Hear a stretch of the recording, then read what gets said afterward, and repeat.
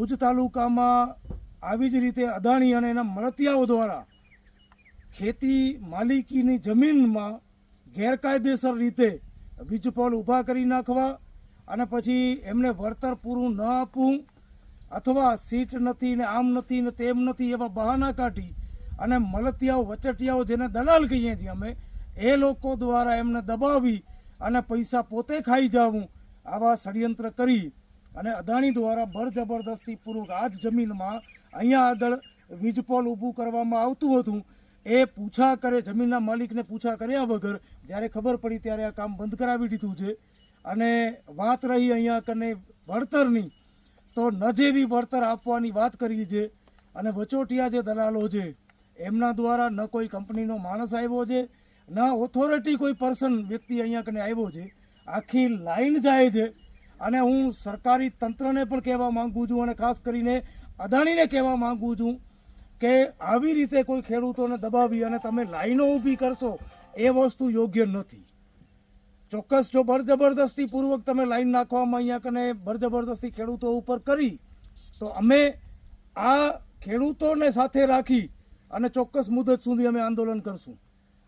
તમારા વચોટિયાઓ દ્વારા આ ખેડૂતોને ફોન કરી ધમકાવી દબાવી અને લાઈનો ચાલુ કરાવવામાં આવે છે એ બંધ કરી નાખજો. એટલે અદાણી મેનેજમેન્ટને કહેવા માગું છું કે મહેરબાની કરી અને આ ખેડૂતોને એમનું વળતર આપો. આ માલિકીની જમીન છે, અહીંયા કને કોઈના બાપની તાકાત નથી કે માલિકને પૂછા કર્યા વગર જમીનમાં કોઈ પગ રાખી શકે. કોઈ પગ નથી રાખી શકતું. અદાણીના લોકો અહીંયા ફાઉન્ડેશન ઊભા કરી ગયા છે. આ એનું માલ સામાન અહીંયા કને પડ્યું છે. જ્યારે ના પાડી તો માલ સામાન અહીંયા કને અને આ જેટલું 1 એકર જેવી જમીન છે, અડધો 1 એકર જેવી અહીંયા કને પાક નુકસાની કરી ગયા છે. આપ જોઈ શકો છો, બરોબર છે. તો તંત્રને પણ વિનંતી છે કે આના ઉપર ચોક્કસ ધ્યાન આપો. એક વખત પોલ લગાવી જાય છે, આ એક દિવસ આજના ભાવ પ્રમાણે નહીં, 100 વર્ષના ભાવ પ્રમાણે એમને તમે વળતર આપો તો તમારા પોલ ઊભા કરો. અન્યથા અહીંના ખેડૂતોએ ના પાડી છે કે પોલ અથવા ઉપરથી જે લાઈન આવે છે એ નાખતા નહીં.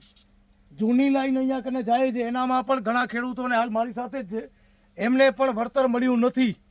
એમની જમીનમાં થાંભલા આવ્યા છે, ન જેવી રકમ એમને આપી પોસલાવી ધમકાવી દબાવી અને પૂરું કરી નાખ્યું છે. એના ઉપર પણ ચોક્કસ તમે ધ્યાન આપજો. આ મારી કલેક્ટર સાહેબને વિનંતી છે અને મારી વિનંતી છે અદાણી મેનેજમેન્ટને પણ, તમે ખેડૂતોને દબાવવાનું બંધ કરી નાખજો. નકર ખેડૂતો માટે ઉગ્ર આંદોલન થશે. બચાવમાં ચાલુ છે એવી રીતે હવે ભુજમાં થશે.